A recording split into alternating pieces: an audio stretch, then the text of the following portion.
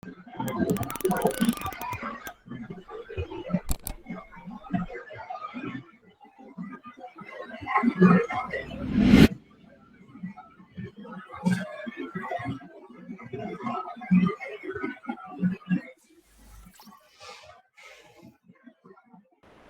শুভেচ্ছা। হোমিও ডাইজেস্টের পক্ষ থেকে আমি ডাক্তার শাহিন মাহমুদ। আজকে আপনাদের যথারীতি যে ক্লাসটি আমি নেই লেজার রাইটিংস এর, একটা কেন্টের লেজার রাইটিংস এর অনুবাদ, সেই ক্লাসটি আমরা শুরু করতে যাচ্ছি।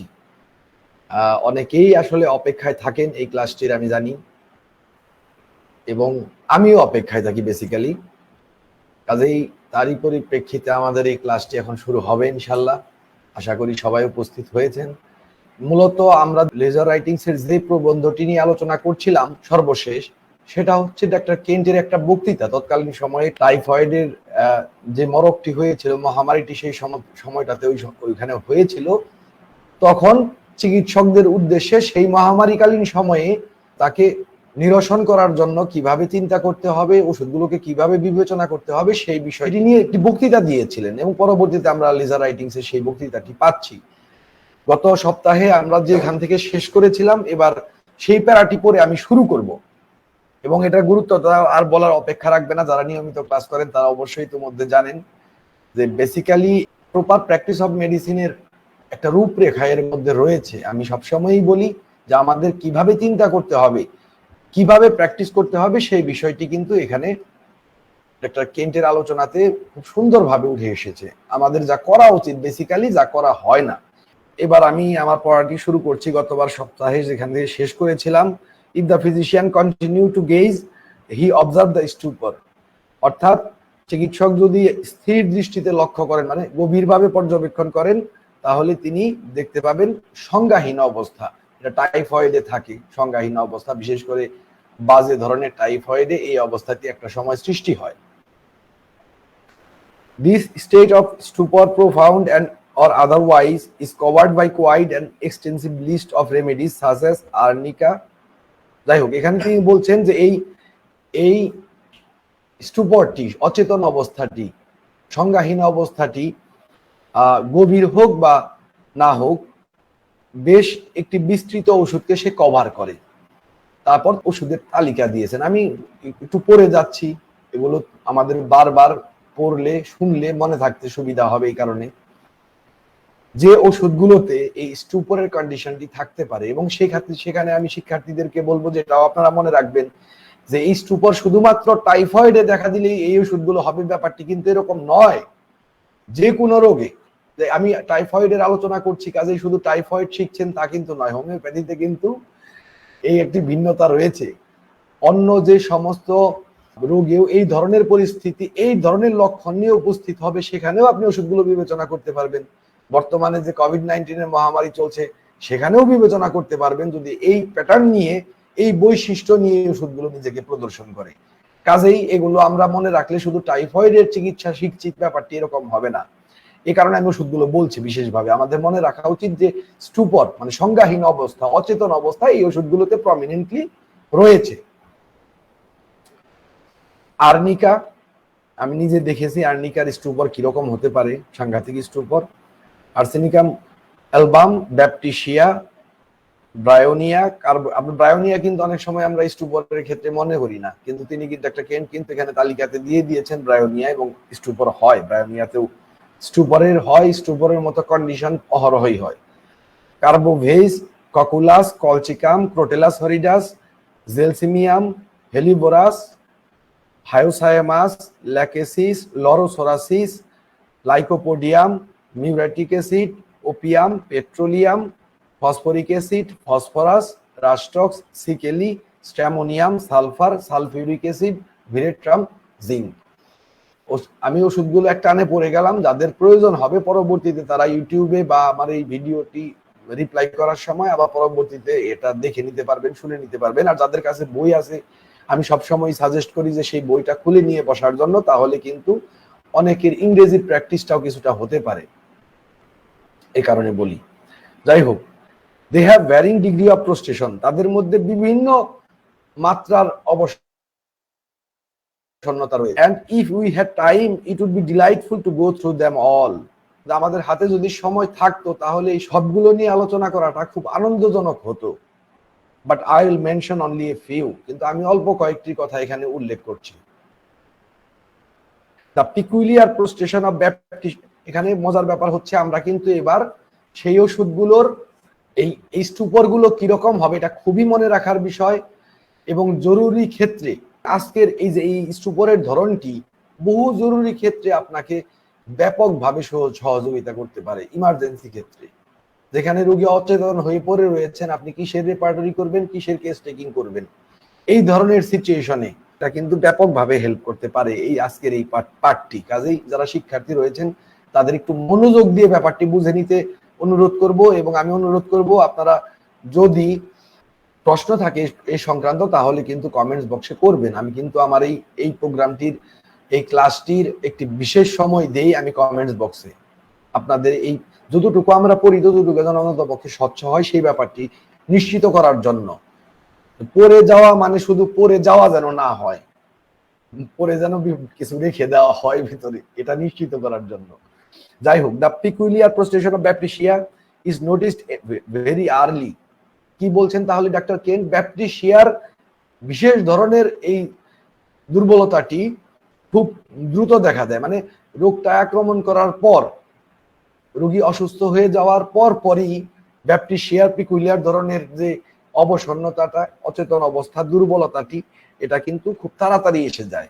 অর্থাৎ আমরা মনে রাখতে পারি যে রোগীতে খুব দ্রুত প্রোস্টেশন এসে গিয়েছে, একদম দুর্বল অবস্থায় এসে গিয়েছে, অবসন্নতা সাংঘাতিক দ্রুত তাড়াতাড়ি হয়েছে, অধিকাংশ ক্ষেত্রেই তো আমরা মনে করে বসে থাকি আর্সেনিক অ্যামেলবামের কথা, এত তাড়াতাড়ি দুর্বল রোগী, দুর্বল, অস্থির। এই দুর্বলতা, অস্থিরতা ব্যাপটিশিয়াতেও রয়েছে।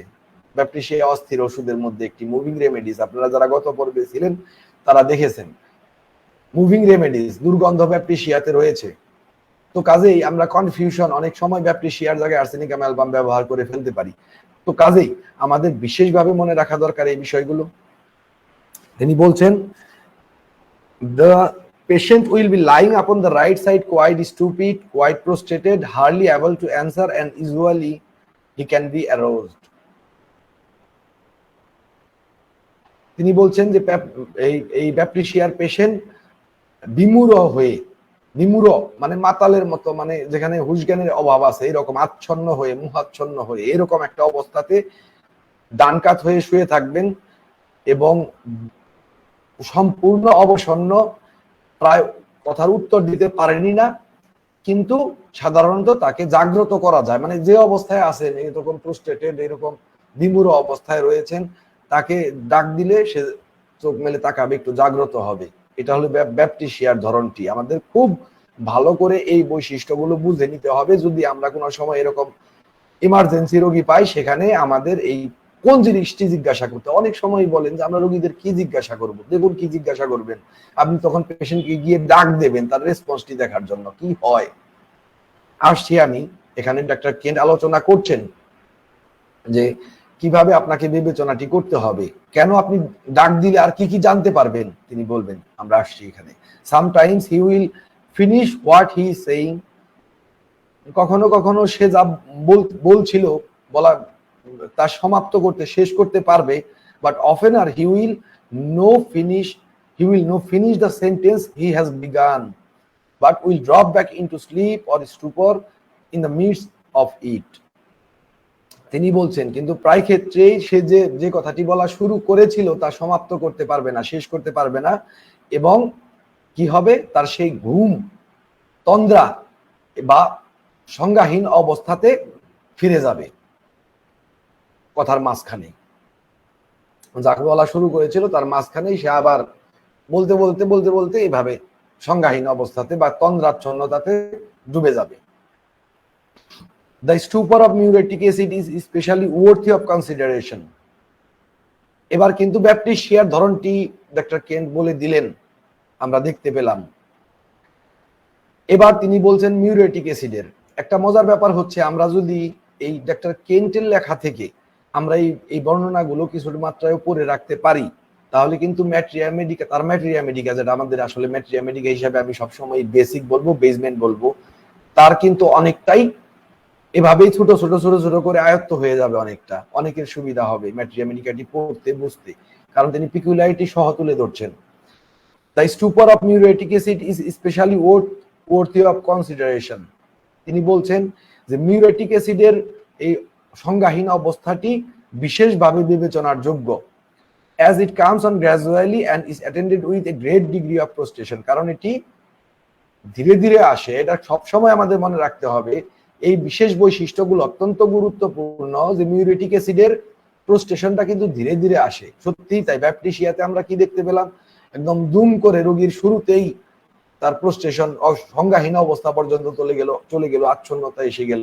কিন্তু মিউরেটিক অ্যাসিডের ক্ষেত্রে কিন্তু ব্যাপারটি এরকম নয়। ব্যাপারটি হচ্ছে সেটা আসবে ধীরে ধীরে, এর অচৈতন্য অবস্থা, এর সেই দুর্বলতা, অবসন্নতাটি আসবে ধীরে ধীরে, এবং যখন যখন হবে মানে এগোতে থাকলে একটা মারাত্মক পর্যায়ের গ্রেট ডিগ্রি অফ প্রোস্টেশন, মারাত্মক পর্যায়ের, উচ্চ পর্যায়ের, মানে ভীষণ পর্যায়ের একটা দুর্বলতা তার মধ্যে, অবসন্নতা তার মধ্যে আসবে।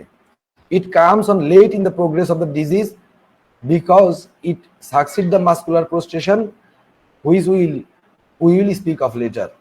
তিনি বলছেন যে এটা এই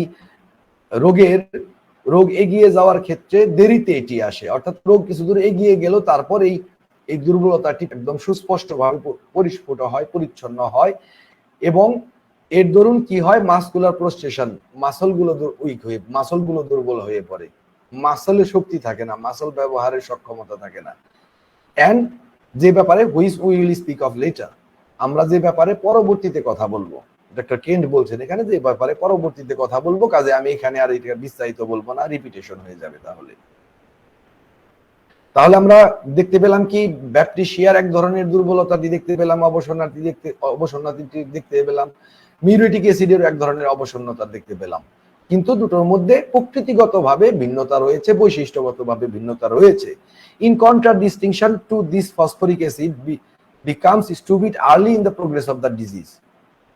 এর বিপরীত ক্রমে ফসফরিক অ্যাসিডে কি হয়, রোগের অগ্রগতির যাত্রা পথে শুরুতেই এই বিমূঢ় অবস্থাটি এসে যায়। কার? ফসফরিক অ্যাসিডের। অর্থাৎ আমরা দেখতে পাচ্ছি যে মিউরেটিক অ্যাসিডের আসে ধীরে ধীরে, অপরদিকে ফসফরিক অ্যাসিডেরটি আসে দ্রুত।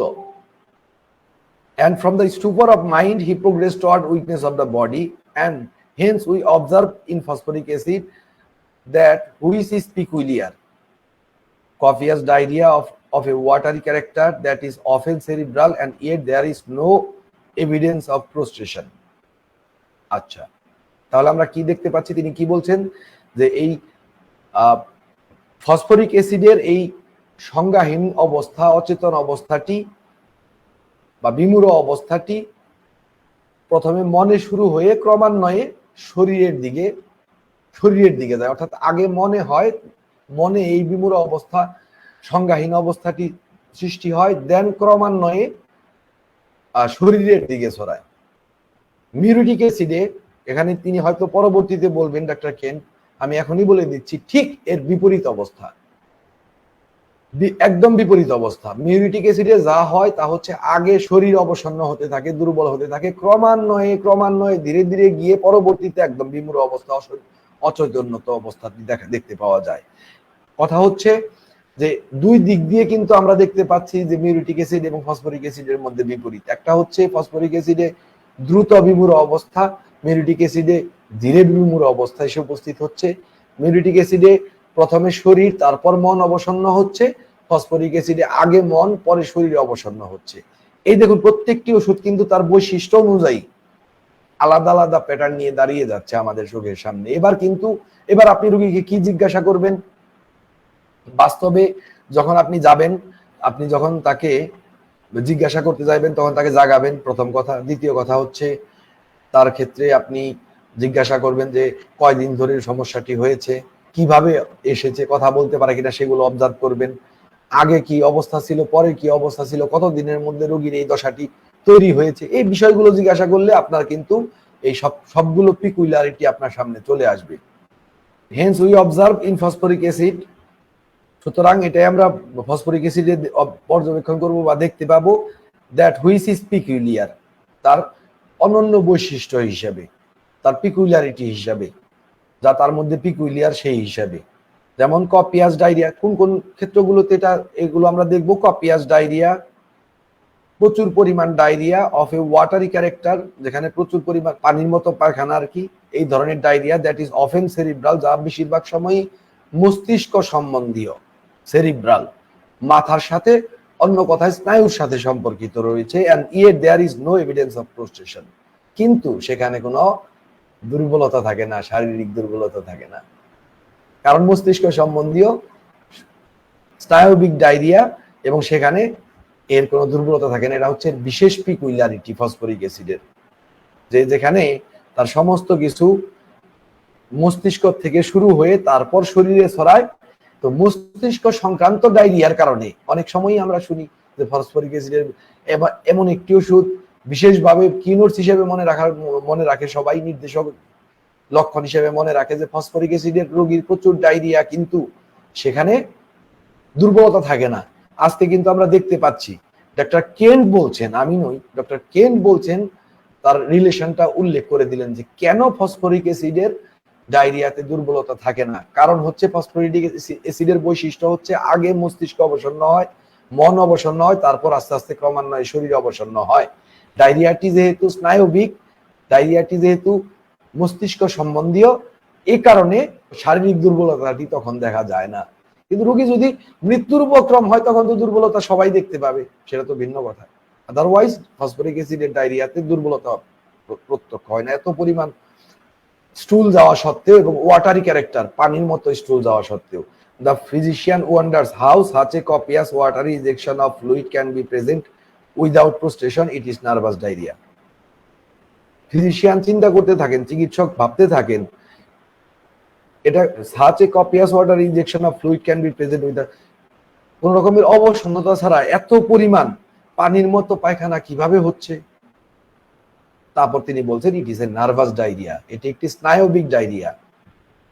If the physician guesses sufficiently long he notice, যদি চিকিৎসক পর্যাপ্ত সময় নিয়ে তাকে পর্যবেক্ষণ করেন, হি notice also the muscle and of parts trembling all over, তিনি দেখবেন যে তার পেশি এবং অঙ্গ প্রত্যঙ্গ সর্বত্রই কাঁপছে। ওভার কুইভারিং, জার্কিং, টুইচিং কল্ড সাবসালটাস টেন্ডিয়াম, সেখানে লাফাচ্ছে, ঝাঁকি দিচ্ছে, মুচড় দিচ্ছে পেশি এবং অন্যান্য অঙ্গ প্রত্যঙ্গ গুলো, যাকে বলা হয় সাবসালটাস টেন্ডিয়াম। সাবসালটাস টেন্ডিয়াম মোস্ট প্রবাবলি আমাদের রেপার্টরিতে রয়েছে। এটাকে যে এইগুলোকে ওভারঅল যে অবস্থাটি দাঁড়ায় সেটাকেই সাবসালটাস টেন্ডিয়াম বলা হয়, হয়ে থাকে আমাদের পরিভাষায়। The trembling early expressed is a strong indication of a severe nervous state which is analogous to zincum.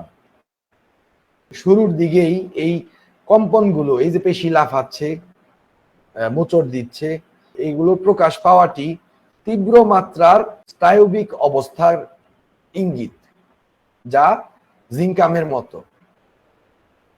তীব্র মাত্রার স্নায়বিক অবস্থা, সহজ কথা বলতে এখানে তিনি বলছেন যে এই শুরুতেই যে এরকম পেশির জম্পন দেখা দিচ্ছে, এই যে মোচড় দেখা দিচ্ছে, কাঁপছে, বিভিন্ন অঙ্গ প্রত্যঙ্গ পেশি কাঁপছে, এগুলো জিঙ্কামের মতো, এবং এটা বোঝায় যে এটা নার্ভ রিলেটেড সমস্যা, স্নায়বিক সমস্যা। But if it is primarily of the tongue that the trembling is noticed and not especially of other parts, it is found under arsenicum album, gels, lachesis, lycopodium, phosphorus, rastox, sickle, stramonium, zinc. কিন্তু এটা যদি মূলত জিহ্বায় দেখা দেয় এই কম্পনটা, এবং এই যে কম্পনটি যদি মূলত শুরুতে জিহ্বায় দেখা দেয় এবং অন্যান্য অঙ্গ সমূহে না দেখা দেয়, অন্য অঙ্গে নেই, শুধুমাত্র জিহ্বাতে, এতক্ষণ তো আমরা পড়লাম যে কি হবে, সমগ্র শরীর, সমগ্র পেশিতে কম্পন হবে, লাফাবে, মোচড় খাবে, এগুলো আমরা দেখলাম ফসফরিক অ্যাসিডের ক্ষেত্রে। কিন্তু তা যদি শুধুমাত্র জিহ্বায় হয়, যদি সেখানে অন্য অন্য অঙ্গ প্রত্যঙ্গ বা পেশিতে না হয়, সেটার ব্যাপারে তিনি বলছেন, ডক্টর কেন বলছেন যে সেখানে বেশ কয়েকটি ওষুধ আমরা বিবেচনা করতে পারি। অর্থাৎ আমাদের মনে রাখতে হবে যে এই রোগীদের শুধুমাত্র জিহ্বাটা কাঁপবে, জিহ্বা বের করতে বলবেন আপনি, সেটা কাঁপতে থাকবে। Arsenicum album, Gelsemium, Lachesis, Lycopodium, Phosphorus, Rhus tox, Secale, Stramonium এবং জিঙ্ক। এবং এগুলো প্রত্যেকটি কিন্তু নার্ভ রিলেটেড ওষুধ। লক্ষ্য করে দেখুন, আপনারা যদি ম্যাট্রিয়া মেডিকাতে যান তাহলে এই প্রত্যেকটিতে আমাদের নার্ভের উপর, স্নায়ুমণ্ডলীর উপর কিন্তু প্রচুর সক্ষমতা আমরা দেখতে পাবো। In Lachesis the tongue trembles on putting it out. ল্যাকেসিসে জিহ্বাটা বাইরে বের করলে কাঁপতে থাকে, জিহ্বাটা বাইরে বের করে দিলে এইভাবে কাঁপতে থাকবে। And the sensation of trembling of the tongue in the mouth is also lachesis. এবং সে তাছাড়াও মুখ বন্ধ হয়ে আছে কিন্তু রোগীর মনে হচ্ছে তার জিহ্বা কাঁপছে, এক ধরনের অনুভূতি। এটার ক্ষেত্রেও তিনি বলছেন ল্যাকেসিস। এটা পিকুইলিয়ার লক্ষণ, মনে রাখার যোগ্য। ম্যাট্রিয়া মেডিকাতে এই বিশেষ পিকুইলিয়ার কিছু ব্যাপার রয়েছে, অদ্ভুত। মুখ বন্ধ, রোগীর কাছে মনে হচ্ছে জিহ্বা কাঁপছে, ওটা ল্যাকেসিস। তিনি এখানে বলেই দিচ্ছেন। If when he attempts to talk the lips quiver, that is the effort at motion makes the lips quiver, we must study lachesis, phosphorus, stramonium and zinc. এতক্ষণ পর্যন্ত কি দেখলাম? বেশ কয়েকটি জিনিস দেখলাম। একটা হচ্ছে প্রথমে ফসফরিক অ্যাসিডের দুর্বলতা থেকে সারা শরীরে কিভাবে ফসফরিক অ্যাসিডের দুর্বলতাটি সাথে স্নায়বিক টুইচিং, কোয়েভারিং, জার্কিং এই মোশনগুলো দেখা দেয়, কিভাবে তার নার্ভের সাথে সম্পৃক্ত, কিভাবে তা জিঙ্কামের মতো, সেই গুরুত্বপূর্ণ প্রসঙ্গগুলো কিন্তু ডক্টর কেন্ট এখানে আলোচনা করলেন। এবং তারপর কি বললেন, সেখান থেকে সেই ধারাবাহিকতাতেই তিনি বললেন যদি জিহ্বায় কম্পন থাকে তাহলে কোন ওষুধগুলো, সেক্ষেত্রে ল্যাকেসিসের পিকুইলিয়ার বৈশিষ্ট্যটি তিনি বললেন। এবং তারপর তিনি বলছেন যে যদি সে কথা বলার চেষ্টা করে তখন ঠোঁট কাঁপতে থাকে, ঠোঁটে কম্পন সৃষ্টি হয় কথা বলার চেষ্টা করলে, যদি এরকম হয়, অর্থাৎ যে ওই কথা বলার চেষ্টার জন্য যে নড়াচড়াটা তা তার এই ঠোঁটকে লাফাতে বাধ্য করে, এই ঠোঁটের কম্পন সৃষ্টি করে, এই ধরনের যদি হয় তাহলে উই মাস্ট স্টাডি। যদি এরকম হয় তাহলে ল্যাকেসিস, ফসফরিক অ্যাসিড, ফসফরাস, স্ট্যামোনিয়াম এবং জিঙ্ক, এই চারটি ওষুধের কথা আমাদের মনে রাখতে হবে। দেখুন, এগুলো হচ্ছে ইন্টারেস্টিং সিমটমস পেশেন্টদের। আমি সবসময়ই বলি যে হোমিওপ্যাথিতে আপনারা যদি, আমার যারা শিক্ষার্থী আসছেন তাদের এই কথা কয়টা গুরুত্ব দিয়ে শুনুন। অনেকে আমাকে জিজ্ঞাসা করেন ম্যাট্রিয়া মেডিকা কিভাবে আয়ত্ত করব। আমি বলি ম্যাট্রিয়া মেডিকা আপনি আয়ত্ত করতে পারবেন না, কেউ আয়ত্ত করতে পারে না, ম্যাট্রিয়া মেডিকা আয়ত্ত হয়। আমি আমার যারা স্টুডেন্ট রয়েছেন, আমি যাদের পার্সোনালি আলোচনা করতে পারি বা শিখাই বা দেখাতে পারি, তাদের আমি সবসময়ই বলি যে দেখুন, কখনোই ভুলেও ম্যাট্রিয়া মেডিকা পড়ার সময় কিংবা হোমিওপ্যাথির কোন একটা প্রসঙ্গ পড়ার সময় কখনোই আমি পড়তে বসেছি এই ধারণাটি মাথায় রাখবেন না, প্রথম কথা। দ্বিতীয় কথা, কোনো কিছুই মুখস্থ করার, মনে রাখার চেষ্টা করার প্রয়োজন নেই। মানুষের মনটি, তার স্মৃতিশক্তিটি খুব অদ্ভুত উপায়ে চলে। তার মধ্যে যে রহস্যটি কিছু মাত্রায় জানা যায় তা হচ্ছে আপনি যেটি খুব মনোযোগ দিবেন, আত্মা দিয়ে পড়বেন, তা আপনার এমনিতেই মনে থাকবে, সেটা মুখস্থ করার প্রয়োজন পড়বে না, প্রথম কথা। দ্বিতীয় কথা হচ্ছে সত্যিকার ভাবে, সেটা বলতে গেলে আসলে ভিন্ন প্রসঙ্গ, ভিন্ন কথা, কিন্তু আমি খুব সংক্ষেপে বলছি, সত্যিকার ভাবে আমাদের যে সাবকনসিয়াস মাইন্ড রয়েছে, অবচেতন মন রয়েছে, তার পদ্ধতি হচ্ছে সে সবকিছুকেই গ্রহণ করে, সমস্ত স্মৃতি। এমনকি আপনি বসে বসে যদি দিবা স্বপ্ন দেখেন যে আপনি স্পাইডারম্যান হয়েছেন, তবে সেটাকেও সে বাস্তব হিসেবে গ্রহণ করে। আমাদের সাবকনসিয়াস মাইন্ড সত্য তথ্য এবং মিথ্যা তথ্য এগুলো প্রভেদ করতে পারে না, কল্পনা, ইমাজিনেশন বা এগুলো প্রভেদ করতে পারে না, সে সবগুলোকে নিয়ে নেয় ভিতরে। তো কাজে আপনি যা পড়বেন, যে বইটি আপনি পড়তে যাবেন, সেটাকে আমাদের সাবকনসিয়াস মাইন্ড ঠিকই নিয়ে নেয় এবং সত্যিকার অর্থে আমাদের স্মৃতিতে সেটা থেকে যায়। আমরা তা টের পাই না, এমন একটি জায়গায়, এমন একটি অবস্থানে থাকে যে আমাদের সহজে তা আবার রিকল করতে পারি না। রিমেম্বার করতে পারি না। রিমেম্বার কথাটি কেন, কেন আগে, শব্দটার আগে রিকল, মনে করা কেন? শব্দটার কারণ হচ্ছে পুনরায়, তার মানে আপনার মনে রয়েছে, আপনাকে সেটাকে মনে করতে হচ্ছে। রিমেম্বার, রিকল, কোনো কিছু মনে করতে গেলে আমরা এই শব্দটি ব্যবহার করি। তার মানে একটা জায়গায় আমাদের ভিতরে একটা স্টোর হাউস রয়েছে, সেখানে এটি থাকে এবং সেখান থেকে আমরা সেটাকে উঠিয়ে নিয়ে আসি। ব্যাপারটা তো এই। এখন কথা হচ্ছে যে আপনারা যখন পড়াশোনা করবেন তখন না আপনার সেই অংশটি আপনি চাইলেও অ্যাক্টিভ থাকবে, না চাইলেও অ্যাক্টিভ থাকবে। সেখানে ওই যে বললাম যে এই রহস্য মানুষের পক্ষে জানাটা প্রায় এখন পর্যন্ত অসম্ভব অবস্থায় রয়েছে। তো অন্তত পক্ষে যেটুকু ধারণা করা যায় যে যা আপনার কাছে চিত্তাকর্ষক, যা আপনার কাছে প্রয়োজনীয় মনে হবে, যা আপনার কাছে ইন্টারেস্টিং লাগবে, চমকপ্রদ লাগবে, সেটা আপনি না চাইলেও মনে করতে পারবেন। আপনারাই জানেন আপনাদের স্মৃতির ব্যাপারটি নিয়ে।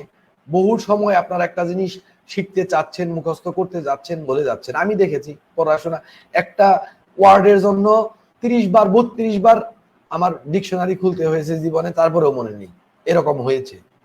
আবার কোন কোন কঠিন, এটা মনেই থাকবে না, একবার একটু ব্যবহার হলো, কিন্তু সারা জীবন ওই একবার একটু ব্যবহার হলো, এটা ওই ওয়ার্ডটির ব্যাপারে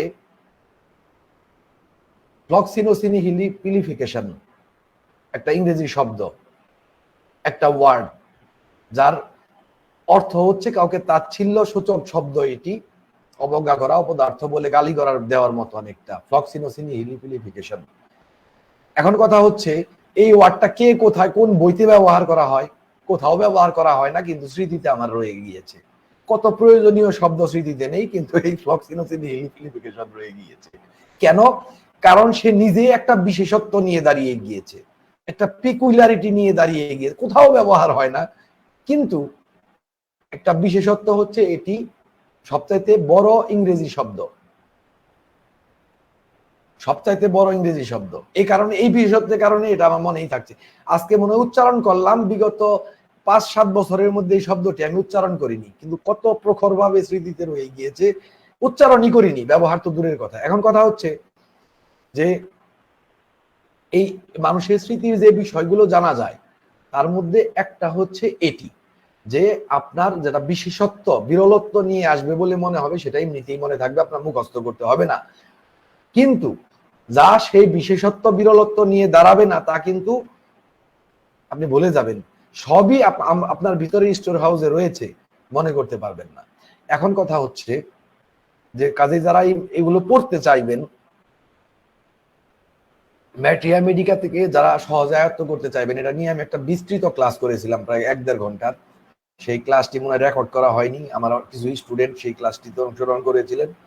যাই হোক, সেখানে একটা পয়েন্ট বললাম, এটা যে মুখস্থ চিন্তা বাদ দিয়ে দিন, একদম বাদ দিয়ে দিন, মুখস্থ কিচ্ছু করতে হবে না, জাস্ট আপনি ইন্টারেস্টটা নিয়ে পড়ুন ম্যাট্রিয়া মেডিকাটি, শুধু আগ্রহ নিয়ে পড়ে যান। আপনি যতই চেষ্টা করুন না কেন, একবার একটা ওষুধ পরে আপনি সম্পূর্ণ আয়ত্ত করতে পারবেন না, আপনাকে এমনিতেই 20-30 বার পড়তে হবে মোটামুটি আয়ত্ত করতে চাইলে। এখন কথা হচ্ছে সেই যেহেতু 20-30 বার পড়তেই হবে, প্রতিবার আপনি ইন্টারেস্টিং ব্যাপারগুলো একটু মনোযোগ দিয়ে জাস্ট পড়ুন। প্রতিবার 5টা করে যদি মনে থাকে, 5টা করে বৈশিষ্ট্য মনে থাকে, তাহলে আপনি 20 বার পড়লে সেখানে 100টা বৈশিষ্ট্য, প্রতিবার যদি 5টা করে নতুন বৈশিষ্ট্য অ্যাড হয়, আপনার কাছে পিকুলারিটি নিয়ে ধরা দেয়, তাহলে 20 বারে আপনার 100টা পিকুলারিটি এসে যাবে ম্যাট্রিয়া মেডিকাতে, ম্যাট্রিয়া মেডিকার পিকুলারিটি হিসেবে। সেই 100টা পিকুলারিটি, একটা ওষুধের যদি 100টা পিকুলারিটি, সব তো পিকুলারিটি থাকবে না, এর মধ্যে আনুষাঙ্গিক লক্ষণগুলো এসে যাবে। 100টা পিকুলারিটি একটা ওষুধের হয় না, সেখানে নির্দেশক লক্ষণ, ক্যারেক্টারিস্টিক লক্ষণগুলো এসে যাবে, ডিফারেন্সিয়েটিং ফ্যাক্টরগুলো এসে যাবে, কাজে কম্প্যারিজন করতে পারবেন, তুলনামূলক চিত্রগুলোকে তুলে ধরতে পারবেন। ম্যাট্রিয়া মেডিকাটি আয়ত্ত করা একদম সহজ হয়ে যাবে তখন। এভাবে আমি বলি যে মুখস্থ নয়। এই যে ডক্টর কেন্ট যেভাবে আলোচনা করছেন আজকে আমাদের সামনে, আমরা যদি এভাবে প্রত্যেকটা ওষুধের বৈশিষ্ট্যগুলোকে মনে রাখতে পারি, দ্যাটস ওকে। আর কি লাগে, আর কি কোনটা প্রয়োজন হবে। এই কারণে বলি এটা হচ্ছে practice of medicine, practice of medicine. সচরাচর যা করা হয়ে থাকে তা হচ্ছে, আচ্ছা ডায়রিয়ার ক্ষেত্রে কোন ওষুধটি কাজ করবে, কিংবা দুর্বল হয়ে গেলে, শরীর দুর্বল লাগলে কোন ওষুধটি, রোগী অজ্ঞান হয়ে গেলে কোন ওষুধটি কাজ করবে? মুখস্থ হয়ে যায় ওপিয়াম, হেলিবোরাস, দু একটা ওষুধ মুখস্থ। এবার কেউ অজ্ঞান হয়েছে আর তাড়াতাড়ি হসপিটালে আছে, কোমাই চলে গিয়েছে, ওপিয়াম দাও, ওপিয়াম দাও, ওপিয়াম দাও, এই হয়। ওটাও একটা প্র্যাকটিস অফ মেডিসিন, এটাও একটা প্র্যাকটিস অফ মেডিসিন। এই হচ্ছে ডিফারেন্সটি। তো কাজে আমরা এগুলো, আমি বলি যে আমি যখন পড়ি তখন যদি আপনারা ইন্টারেস্ট নিয়ে শুনতে পারেন, তাহলে কিন্তু আশা করা যায় যে আপনি অনায়াসে অনায়াসেই এই ওষুধগুলোর চিত্রকে আত্মস্থ, মানে আপনার মনের মধ্যে অঙ্কিত হয়ে থাকবে। এবং ইমার্জেন্সি সিচুয়েশনে কি জিজ্ঞাসা করতে হবে, এই রুগী কতক্ষণ ধরে এরকম অবস্থা, কখন থেকে এই ধরনের পরিস্থিতি, কয়দিন ধরে, তার এখন কি কথা বলতে পারে, ডাক দিয়ে দেখো তো একটু, ফোনেই ধরেন আপনি সাপোর্টটা দিচ্ছেন, একটু একটু ডাক দিয়ে দেখো তো কি বলে, কি যেন বলা শুরু করেছিল, ঘুমিয়ে পড়লো। এবার আপনি বুঝতে পারলেন ব্যাপটিসিয়া আর্নিকা হওয়ার পসিবিলিটি খুব খুব রয়েছে এখন। যাই হোক, বা বললো যে না, রোগী তো মুখ খুলেছিল, কথা বলতে চেষ্টা করলো, কিন্তু জিহ্বা শুধু বা ঠোঁট শুধু কাঁপছে, ঠোঁট শুধু কাঁপছে। আপনি বুঝে গেলেন আপনাকে কোন কোন ওষুধগুলো নিয়ে চিন্তা করতে হবে। ইমার্জেন্সি সিচুয়েশনে এরকমের দুই একটি খুব পিকুইলিয়ার বৈশিষ্ট্য, পিকুইলিয়ার লক্ষণ থেকেই কিন্তু আপনি সিদ্ধান্তে চলে যেতে পারবেন। যাই হোক, এখন যা বলছিলাম, যেখানে শেষ করেছিলাম সেখান থেকে শুরু করি। মাঝখানে একটু আমাদের শিক্ষার্থীদের সহযোগিতা হতে পারে এই ধরনের বিষয়গুলো একটু আলোচনা করে নিলাম। A great degree of weakness is present when the জ ফলস ডাউন। জ ফলস ডাউন এর মানে হচ্ছে চোয়াল ঝুলে পড়া। তো বইয়ের ভাষা, সহজ কথা, যদি কেউ বেশি অবসন্ন কেউ হয়, দুর্বল কেউ হয়, আচ্ছন্ন হয়ে যায়, তখন তার আস্তে আস্তে যা হয়, তার মুখটি হা হয়ে যায়, এভাবে হা হয়ে থাকে। আপনারা দেখবেন যে অসুস্থ মানুষ অনেকেই অজ্ঞানের মতো হয়ে থাকে, মুখটা হা হয়ে থাকে, হা হয়ে থাকে। এটাকেই বলে চোয়াল ঝুলে পড়া বা জ ফলস ডাউন। অনেকেই হয়তো বইয়ের এই ভাষাটি পড়েন কিন্তু হয়তো বুঝতে পারেন না। আপনারা কিন্তু প্রচুর রোগী, প্রচুর মানুষ জীবনে দেখতে পারেন, হসপিটালে গেলে প্রচুর মানুষকে দেখবেন যাদের চোয়াল এভাবে ঝুলে পড়েছে। বিশেষ করে অজ্ঞান যারা হয়ে যায়, মানে কোমাতে যারা থাকে, কিংবা যারা যারা অচৈতন্য অবস্থাতে চলে যায় বা ঘুমিয়ে আছে, এরকম ব্যক্তিগণ। কথা হচ্ছে এই, তিনি বলছেন, ডাক্তার কেন বলছেন, যাদের এই চোয়াল ঝরে পড়ে তাদের মধ্যে একটি ব্যাপক মাত্রার দুর্বলতা বিদ্যমান থাকে। So that the mouth is wide open, এই কারণে মুখটা একদম হা করে খুলে যায়। And the tongue shows its bleeding and sordes, এবং জিহ্বায় দেখা যায় তার থেকে রক্তপাত হচ্ছে, মানে রক্ত পড়ছে, এবং দাঁতে ময়লা জমে আছে। তিনি চিত্র দিচ্ছেন একটি, যে এই ধরনের রোগীরা এর আচ্ছন্ন হয়ে, অচৈতন্য অবস্থা হয়ে যখন তাদের এই চোয়াল ঝলে পড়ে, তখন তাদের কোন অবস্থাতে যায়, বিশেষ করে টাইফয়েডে, সেখানে জিহ্বার দিয়ে মানে মনে হয় রক্ত পড়ছে, বা রক্ত পড়তেও থাকে, ব্লিডিং হয়, সেই সাথে দাঁতগুলোতে সর্ডিস জমে, ময়লা জমে, দাঁতের মধ্যে খুব বাজে ভাবে ময়লা জমে থাকে, একদম সাদা সাদা হয়ে, হলুদ হলুদ হয়ে ময়লা জমে থাকে। The patient will soon show a tendency to slide down in the bed with a great degree of paralytic weakness. সেই রোগী কি হয়, এই রোগীটি খুব শীঘ্রই বিছানায় মাথা পিছলে যাওয়া, এটাও অনেকে এই বুঝতে ভুল করেন আমাদের বইপত্রের ভাষায়। বিছানায় মাথা নেমে যাওয়া, বিছানায় মাথা পিছলে যাওয়া, এই ধরনের ইগুলো ব্যবহার করা হয়। যা হয় তা হচ্ছে, দুর্বল হয়ে গেলে যা হবে, আপনার শুয়ে আছেন, আস্তে করে মাথাটা নেমে যাবে বালিশ থেকে, বালিশে রাখাই যাবে না, কারণ তার পক্ষে আর ওই ঘাড় স্থির করে একটা নির্দিষ্ট পজিশনে মাথাকে রাখা সম্ভব হয় না, দুর্বলতার দরুন। এটাকেই বলা হয় যে স্লাইড ডাউন, মাথা স্লাইড ডাউন হয়ে যায়, একদম গড়িয়ে যায়, মাথা গড়িয়ে যাওয়া আমি বলবো আমার ভাষায়, যদি সহজে বোঝাতে চাই আপনারা যারা শিক্ষার্থী রয়েছেন তাদেরকে, যে মাথাটা বিছানায় গড়িয়ে যায়, পিছলে পড়ে বালিশ থেকে। তো এই রোগীদের এই প্রবণতাটি, বিছানায় এই প্রবণতা, মাথাটি গড়িয়ে যাওয়ার প্রবণতাটি দেখতে পাওয়া যায় কিসের সাথে, পক্ষাঘাতগ্রস্ত দুর্বল, ব্যাপক মাত্রায় একটা পক্ষাঘাতগ্রস্ত দুর্বলতার সাথে সাথে, পক্ষাঘাত মানে প্যারালাইটিক উইকনেস, পক্ষাঘাতগ্রস্ত দুর্বলতা হচ্ছে তার মানে সে প্যারালাইজ হয়ে গেছে, ব্যাপারটি এরকম নয়। তার উইকনেসের ধরনটি এরকম যে মনে হচ্ছে তার প্যারালাইসিস হয়ে গিয়েছে, এত পরিমাণ যে হাত পা নাড়াতে পারছে না, এত পরিমাণ উইকনেস, এটাকে বলা হয় প্যারালাইটিক উইকনেস। অনেক জায়গায় প্যারালাইটিক উইকনেসও বলে। যাই হোক, তো এই তীব্র ধরনের পক্ষাঘাতের ন্যায় দুর্বলতার সাথে এই মাথা বিছানায় মাথা পিছলে যাওয়ার প্রবণতাটি থাকে। ফর দ্য সিমটমস, জ হ্যাং ডাউন, ওই জ হ্যাং ডাউন, জ ফলস ডাউন একই কথাই। এই জ হ্যাং ডাউন মানে এই সোয়াল ঝুলে পড়া, এই লক্ষণটির জন্য উই ফাইন্ড দ্য ফলোইং, আমরা এই নিচের ওষুধগুলো পাবো। এই আমাদের তাহলে এটা মনে রাখতে হবে। একটু একটু মনে রাখা বলতে কি, আমি একটু আগেই বলেছি আপনি মনে রাখার চেষ্টা করবেন না, মনোযোগ দিয়ে শুনুন। কল্পনা করুন যে আপনার কোন রোগীতে আপনি আসলে এই ওষুধগুলো দেননি, কিংবা কোন রোগীতে দেওয়া উচিত ছিল, কিংবা অন্য চিকিৎসক চিকিৎসা করেছেন সেখানে এই ওষুধগুলো কোনটার পসিবিলিটি ছিল, এইভাবে একটু একটু মাথা খাটান। আরেকটা বলি, স্মরণ শক্তির আরেকটা ব্যাপারটাকে চিত্রায়িত করুন। আমি একজনের একটা বই পড়েছিলাম, সেখানে মনে রাখার কৌশল হিসেবে তার নিজের কথা এটা, যে তিনি মনে রাখার কৌশল হিসেবে ব্যবহার করতেন যে এক একজনের নাম, তার নাম মনে থাকতো না, তীব্রভাবে সে অ্যামনেশিয়ায় ভুগছিল। সে এক একটা বৃক্ষ কল্পনা করতো, গাছ, তারপর সেই গাছে সেই নামটা বেঁধে রাখতো, এক একটা ভিন্ন ভিন্ন গাছ, মানে এইভাবে সে কল্পনা করতো, ভাবতো, ব্যাপারটাকে ইন্টারেস্টিং করে তুলতো।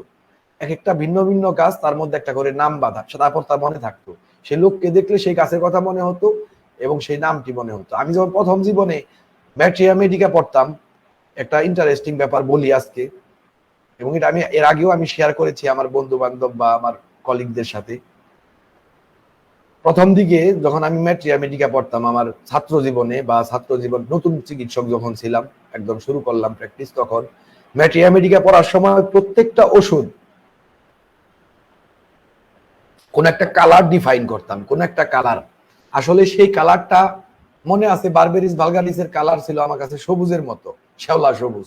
কারণ কি জানি না, এটা কোনো লজিক নেই, আমি যে কোনো যুক্তি দিয়ে সেই কালারটি নির্ধারণ করতাম তা নয়, অটোমেটিক্যালি মনে হতো। লাইকোপোডিয়াম সারা জীবনে আমার কাছে লাল লাল কালার, মানে হয়তো ভাষার মিলই হোক, যে কোনো কারণেই হোক, প্রত্যেকের জন্য একটা নিজস্ব কালার ডিফাইন হতো। আমরা জানি সিপিয়া তৈরি হয় আসলে কালো রঙের ইঙ্ক থেকে, ক্যাটেল ফিশের, কিন্তু আমার কাছে সিপিয়ার রং সবুজের কাছাকাছি একটা রং। তো এই কারণে এই আলাদা আলাদা কালার গুলো ডিফাইন করতাম, এবং ওষুধগুলো লক্ষণ মনে থাকার সময় সেই কালার সহ মনে আসতো।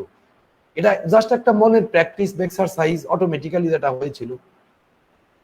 তো পরবর্তীতে সেই কালার এবং সেই একগুচ্ছ বিশেষ বৈশিষ্ট্য সহ মনে আসতো একবারে। তো এইভাবেই আমাদের ব্যাপারটিকে ইন্টারেস্টিং করতে হয়। তো আমি বলবো যে আমি পড়ছি, আপনি যা করবেন তা হচ্ছে ব্যাপারটিকে ইন্টারেস্টিং করবেন। জাস্ট ইন্টারেস্ট নিয়ে শুনে দেখুন, একটু চিত্রায়িত করুন। আহা, ওই রোগীকে তাহলে আর্নিকা দেওয়া ব্যাপটিশিয়া, তার মানে অমুক রোগীটা হয়তো ব্যাপটিশিয়ার রোগী ছিল, ওই অ্যালোপ্যাথিক ট্রিটমেন্ট নিলাম আমার অমুক আত্মীয়ের, তার হয়তো আর্নিকা দেওয়ার প্রয়োজন ছিল। এভাবে একটা করে শখ তৈরি করুন নিজের মধ্যে, দেখবেন সারা জীবন মনে থাকবে। আমি আরো ম্যাট্রিয়া মেডিকার ব্যাপারে আরো বলা যেতে পারে। আর যেমন আমি খুঁজে বের করতাম যে একদম প্রমিনেন্টলি কে কোন ওষুধ, সাপোজ আমার একজন মামা রয়েছেন যিনি লাইকোপোডিয়ামের, একদম প্রমিনেন্ট লাইকোপোডিয়াম, সমস্ত ফিচার্স তার রয়েছে, তিনি লাইকোপোডিয়ামেরই রোগী। এবার লাইকোপোডিয়ামের সেই রোগীকে আমি অবজার্ভ করতাম, তাতে কি হতো, ম্যাট্রিয়া মেডিকাতে যে বৈশিষ্ট্য, যে কথা, তার যে স্টাইল, যে ধরন, যেগুলো উল্লেখ নেই, সেগুলো সহ আপনি শিখতে পারবেন। এভাবে পূর্ণাঙ্গতা আসে অত্যন্ত স্ট্রংলি। ম্যাট্রিয়া মেডিকার বাইরের থেকে অনেক ক্লিনিক্যাল বৈশিষ্ট্য, ক্লিনিক্যাল সিমটমস গুলো আপনার আয়ত্ত হয়ে যায়। এক নাম্বার, ওষুধের বিশেষ বৈশিষ্ট্যগুলো আপনার আয়ত্ত হয়ে যায়। আজকে ম্যাট্রিয়া মেডিকা নিয়ে অনেকগুলো কথা বলে ফেললাম আসলে একটা অনুবাদের ক্লাসে, কিন্তু এগুলো প্রয়োজন হয়তো। আর আমারই তো ক্লাস, কাজে আশা করি অনেকের যদি ভালো নাও লাগে, অনেকের যদি জানাও থাকে ব্যাপারগুলো, তারপরেও অপরাধটি ক্ষমা করবেন। অনেক শিক্ষার্থীর উপকার হবে কিন্তু এগুলোতে। তো এবার ডাক্তার কেন্ট যে কথাটি বলছিলেন, আমরা সেই কথাতে ফিরে যাই, যে সেই লক্ষণটির জন্য যেখানে চোয়াল ঝুলে পড়ে আমরা নিচের ওষুধগুলো পেতে পারি। কোনগুলো? Arnica, Arsenicum album, Baptisia, Carbo veg, Colchicum, Helleborus, Hyoscyamus, Lachesis, Lycopodium, muriatic acid, Opium, Phosphorus, Secale, Stramonium, Sulphur, zinc, এগুলোতে চোয়াল ঝুলে পড়তে পারে। যারা ওভাবে চিন্তা করতে চান, ওষুধগুলো মুখস্থ করার জন্য নয়, যে ওষুধগুলোকে আমি ইন্টারেস্টিং করব, তারা আবার কোনো একটা সময় আমার ভিডিওর এই অংশটুকু, এই ওষুধগুলোর নামটি শুনে নিতে পারেন এবং একটা একটা করে ওষুধ থামিয়ে পজ করে করে চিন্তা করতে পারেন। আর্নিকা, এভাবে ব্যাপারটাকে একটা পিকুলারিটি নিয়ে ডিফাইন করতে পারেন, তাহলে পরবর্তী জীবনে ব্যাপক কাজে লাগবে, আপনি নিশ্চিত থাকুন। এটা এভাবেই শেখার রাস্তা। কেউ যদি মনে করেন ম্যাথমেটিক্যাল এক মাথা থেকে আরেক মাথা পড়বেন, খুলবেন, মুখস্থ করবেন, শিখবেন, ভুলে যান। ওটা ম্যাথমেটিক্যাল শেখার পদ্ধতি নয়। পড়তে হবে ওভাবে, আমি একটু আগেও বলেছি, তবে সেটা মুখস্থ করার জন্য নয়। The patient's expression will also be observed by the patient, by the physician. আরেকটা গুরুত্বপূর্ণ প্রসঙ্গ এবার চলে আসছে ডাক্তার কেন্টের কথার মধ্যে।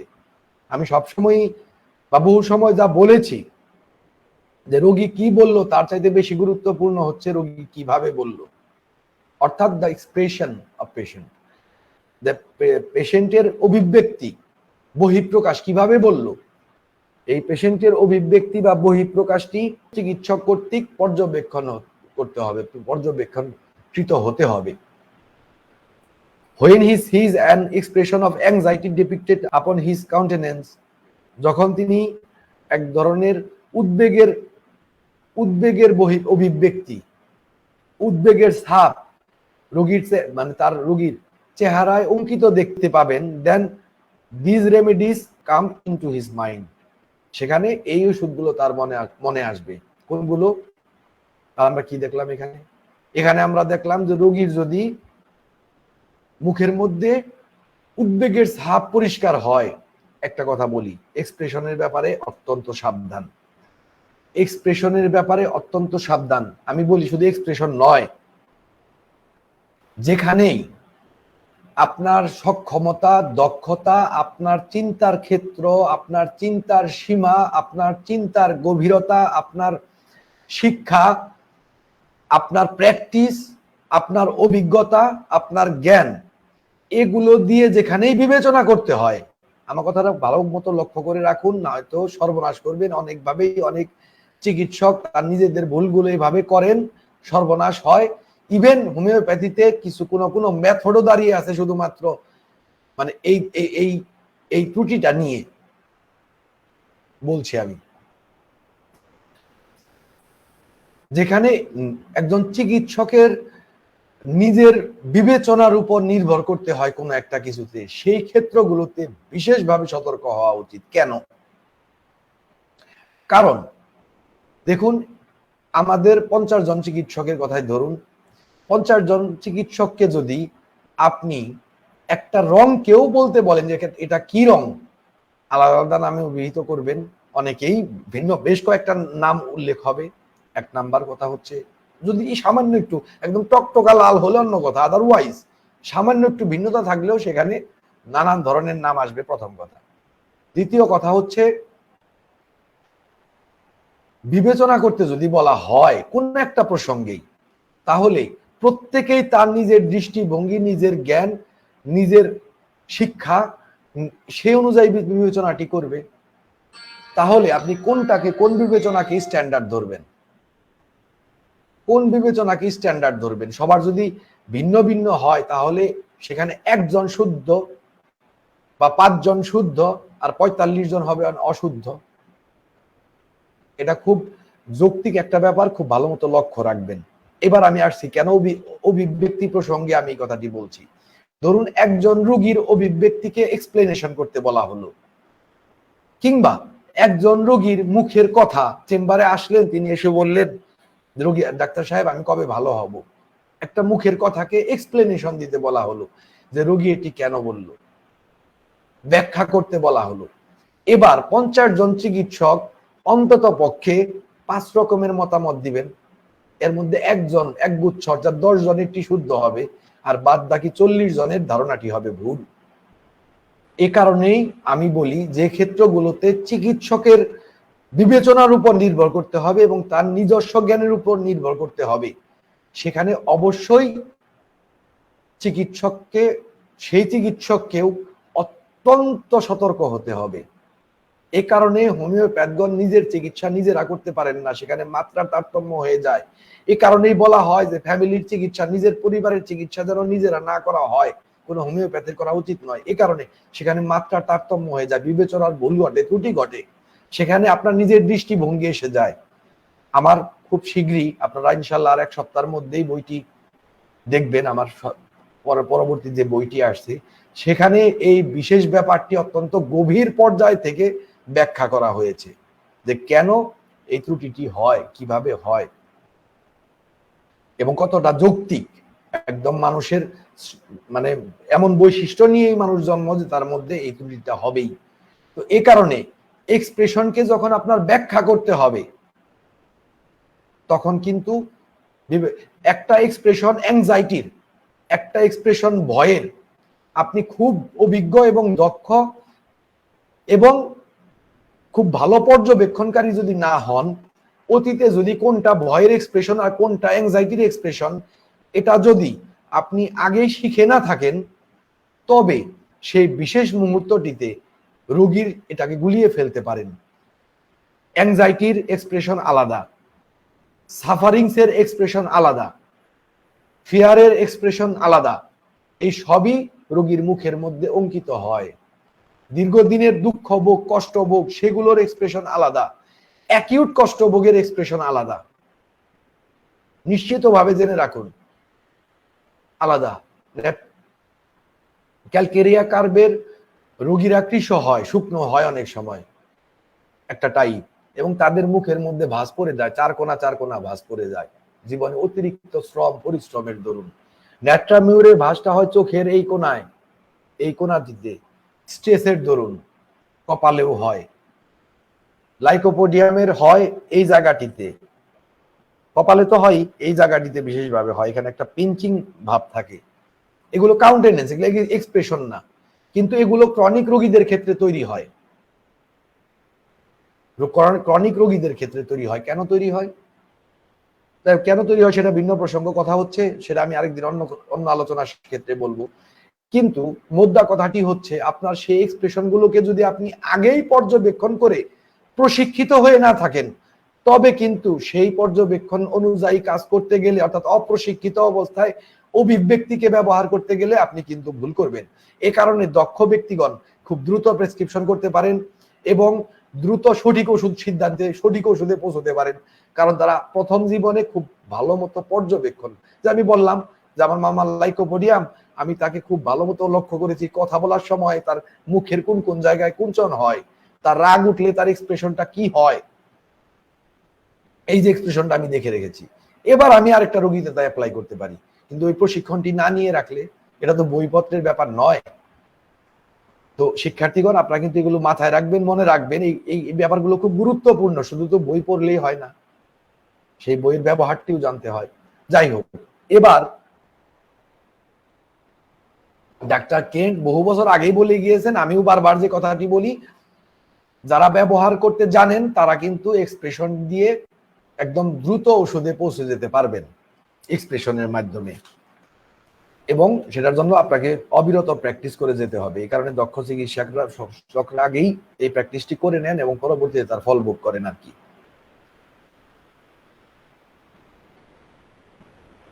যে পর্যন্ত পড়ছিলাম তারপর থেকে বলছি আমি। The patient's expression will also be observed by the physician. When he sees an expression of anxiety depicted upon his countenance, then these remedies come into his mind. এই ওষুধগুলোর কথা আমি এগুলো পড়েছি। But if the patient puts on an appearance as if he had been intoxicated, looking as if he had been on a debauch, he must consult Baptisia, Cocculus, Gelsemium, Lachesis, muriatic acid, Opium এবং Stramonium. আমি এটুকু বাংলা বলছি। কিন্তু যদি রোগীর মধ্যে চেহারাটি এরকম হয়, এই ধরনের একটি চেহারা ধারণ করে যেন সে মাতাল, দেখে মনে হয় যে সে মদ্যপান করেছিল, হি মাস্ট কনসাল্ট, তার বেলায় অবশ্যই চিন্তা করতে হবে ব্যাপটিশিয়া তাহলে আমরা কি দেখতে পাচ্ছি? মাতালের মতো অবস্থা, কথা জড়িয়ে জড়িয়ে আসছে। এ ধরনের রোগীও আমি দেখেছি জীবনে বহু। এটা কিন্তু হয়। এগুলো বিশেষভাবে আমাদের এই পয়েন্টগুলো মনে রাখতে হবে। আমি আর অনেক পিকুলিয়ার অবস্থা দেখেছি। পিকুলিয়ার, অজ্ঞান না, অচেতন না, অজ্ঞানও না, অচেতনও না, রোগী কথা বলতে পারছে না, চোখ দিয়ে অঝোর ধারায় পানি পড়ছে, এটাও দেখেছি। একদম সচেতন, টনটনা সচেতন। অনেক ধরনের পিকুলিয়ার দেখেছি, সেগুলো যথাসময়ে যথাপ্রসঙ্গে ইনশাল্লাহ আলোচনা করব। তো যাই হোক, যদি এরকম হয় যে রোগীকে দেখে মনে হচ্ছে যে সে মাতাল, সে মদ্যপান করেছিল, সেই অবস্থায় এসেছে, তাহলে ব্যাপটিশিয়া মদপান কিন্তু করেনি সে, তার কিন্তু রোগের কারণে এই অবস্থা। সেই ক্ষেত্রে আমরা ব্যাপটিশিয়া কথা মনে করব, মাস্ট কনসাল্ট, মানে এগুলো মনে করতে হবে, বিবেচনা করতে হবে। ককোলাসের কথা মনে করব, জেলসিমিয়ামের কথা মনে করব, ল্যাকেসিসের কথা মনে করব, ওপিয়ামের কথা মনে করব, মিউরেটিক অ্যাসিডের কথা মনে করব, এবং স্ট্রামোনিয়ামের কথা মনে করব। এবং লক্ষ্য করে দেখুন, এই প্রত্যেকটা ওষুধই নার্ভের উপর কিন্তু প্রচন্ড ক্ষমতাশালী, কারণ এই লক্ষণটি নার্ভ রিলেটেড। ডক্টর কেন তার অন্য একটা আলোচনা আমরা পড়বো, এই আমি কোন অধ্যায়ে আছে আমি জানি না, তিনি কিন্তু এই মানুষের স্নায়ুমণ্ডলী, হোমিওপ্যাথদের মানুষের নার্ভাস সিস্টেমটাকে খুব ভালো মতো পড়তে উপদেশ দিয়েছেন, খুব ভালো মতো। কারণ না, অনেক বেশি রিলেটেড মানুষের সাথে এই স্নায়ুর অনেক। আমি দেখি প্রত্যেকটা রোগীতেই কোনো না কোনো, বিশেষ করে বর্তমান স্ট্রেসফুল হ্যাজার্ডাস লাইফ, বর্তমানের মতো পৃথিবীতে মনে হয় এতটাই স্ট্রেসফুল, এতটাই স্ট্রাগলফুল লাইফ অতীতে কোনো সময় মানুষের ছিল না। আর এই সময়টাতে সবচাইতে বেশি মানুষের যে আক্রান্ত হয় তা হচ্ছে nerve.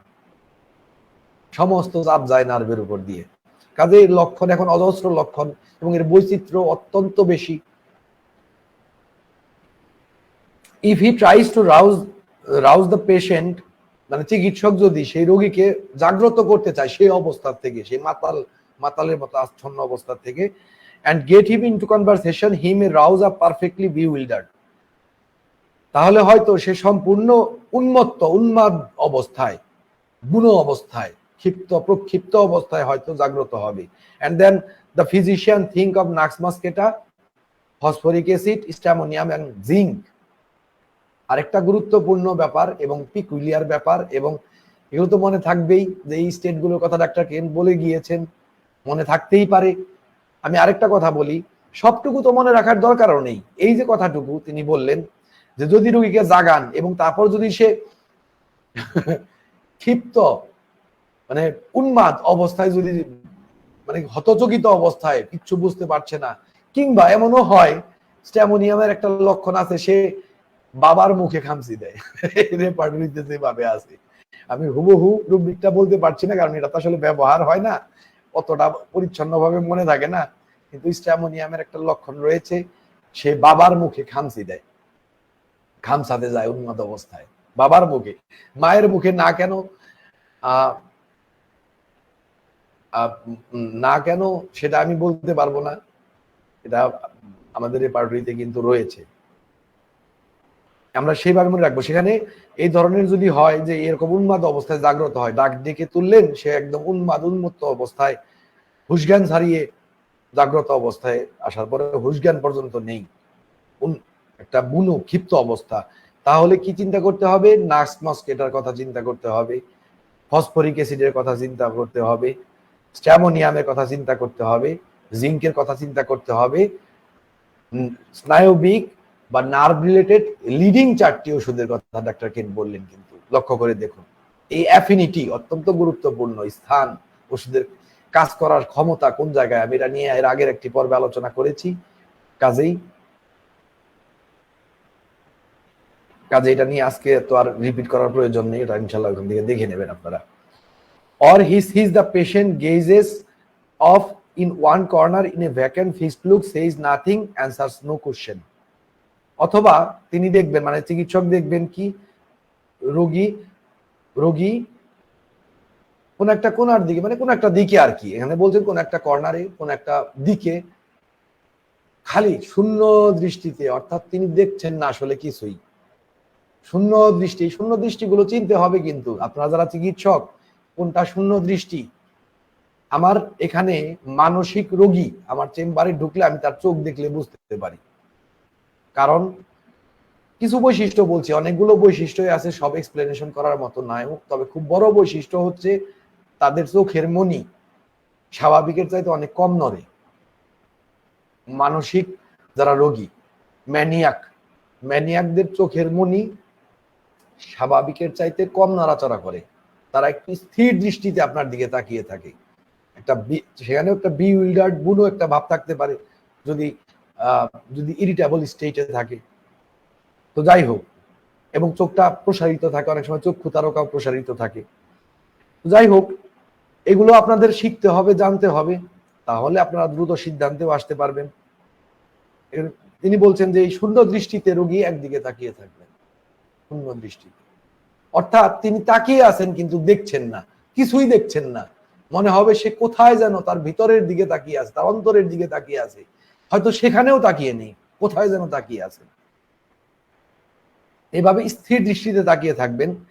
says nothing, answer no questions, কিছুই বলে না, কোনো প্রশ্নের উত্তর দেয় না, শুধু একদিকে এভাবে কি যে দেখছে, কি যে করছে।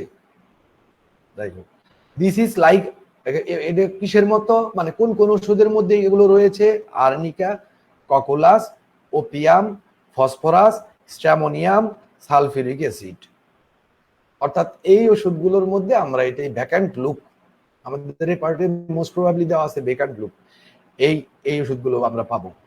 Arnica, Cocculus, Opium, Phosphorus, Stramonium, sulphuric acid, আরো এক গুচ্ছ নার্ভের ওষুধ, মানে নার্ভের ওষুধ বললে ভুল হবে, নার্ভের অ্যাফিনিটি যুক্ত ওষুধ। For the idiotic expression seen in some patients, he must study Lachesis, Laurocerasus, Lyco, Secale, Stramonium. এখন এই ইডিওটিক এক্সপ্রেশন কাকে বলে? এটা হচ্ছে, অনেকেই মনে করতে পারেন যে দেন ভুল ধারণা কিভাবে আসে, আমরা ইডিয়ট বলতে বুঝি কি একটা গালি এবং সে কি হয়তো ভাড়ামি করলে আমরা ইডিয়ট বলি, কেউ হাসানোর চেষ্টা করছে তাকে আমরা ইডিয়ট বলি।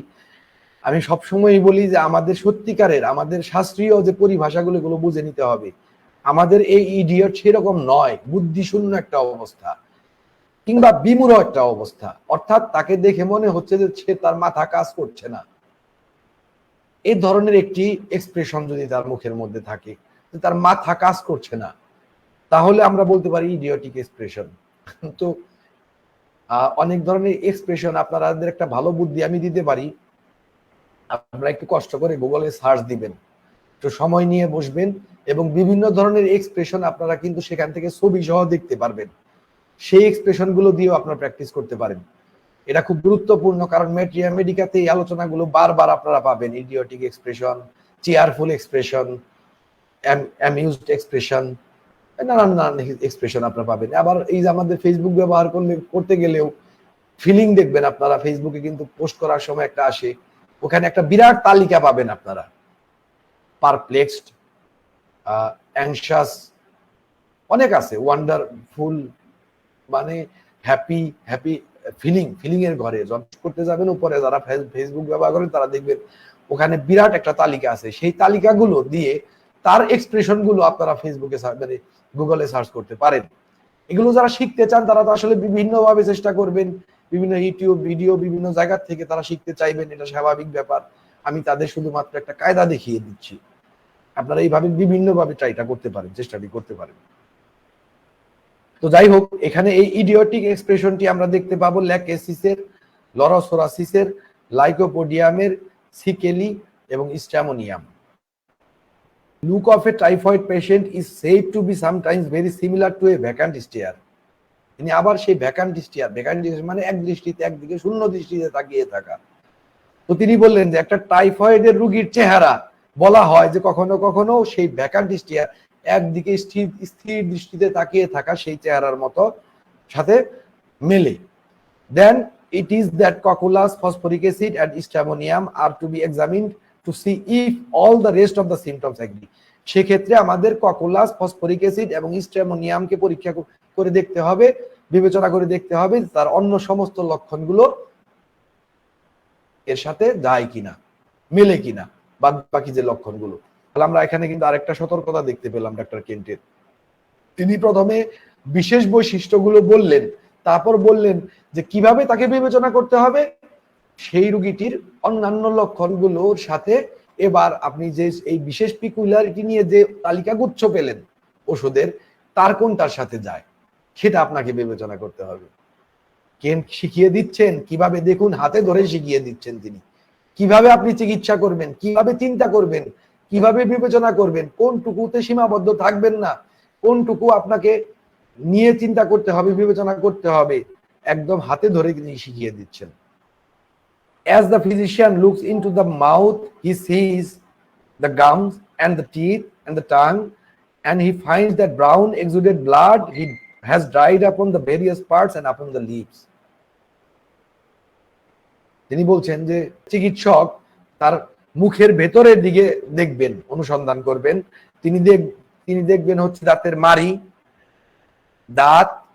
দেখুন ওই যে বললাম কি কি দেখতে হবে, ডাক্তার কেন বলে দিচ্ছেন, কিন্তু শেখাচ্ছেন হাতে ধরে যে আপনাকে কিভাবে চিকিৎসা করতে হবে, কি দেখতে হবে।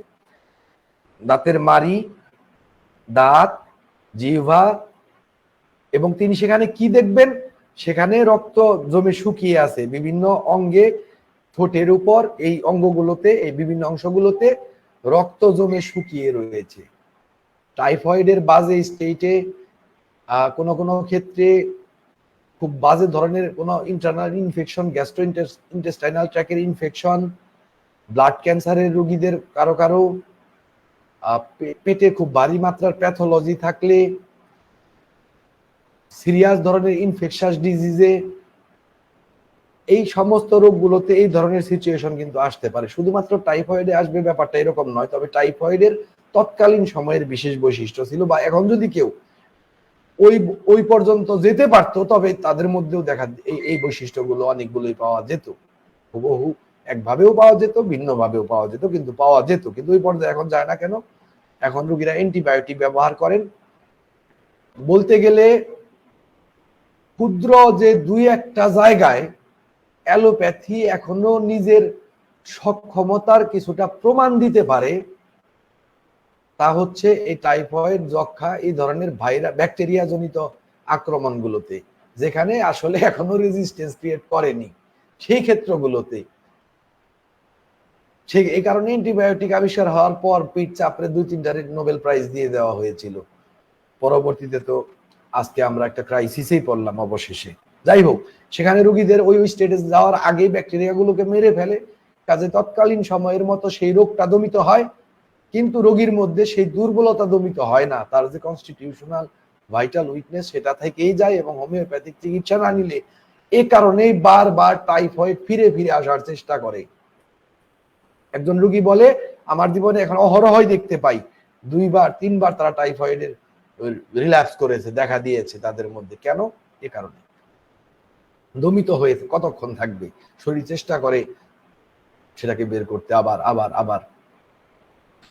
সর্ডিস আর বিল্ড আপন দ্য টিথ, মানে দন্তমল, বাংলায় বলা হয় সর্ডিসকে বলা হয় দন্তমল। এই দন্তমল গুলো দাঁতে জমে। কন্টেইনিং ডিকম্পোজিং ব্লাড, সেগুলোতে পচা রক্ত থাকে। And here we find in a high degree the following remedies indicated, এবং সেখানে কিন্তু ওই দাঁতের মলটি বা সর্ডিসটি সেটা কিন্তু একটু লালচে লালচে হবে, এটা মনে রাখতে হবে, বা কালো হয়ে থাকবে। সেখানে এই ওষুধগুলোকে আমরা অত্যন্ত তীব্র মাত্রায়, উচ্চ মাত্রায় বিবেচনা করব, অত্যন্ত গুরুত্বের সাথে। কোন ওষুধগুলো এই ধরনের পরিস্থিতি যার ওই পর্যায়ে রয়েছে টাইফয়েডের, কিংবা আমি বলি যে এই বৈশিষ্ট্য, সেই ওষুধের বৈশিষ্ট্য নিয়ে অন্য কোনো রোগেও যদি দেখতে পান, তাহলেও চিন্তা করার ক্ষেত্রটি থাকে। কাজে আমরা ওষুধগুলোকে একবার একটু শুনি।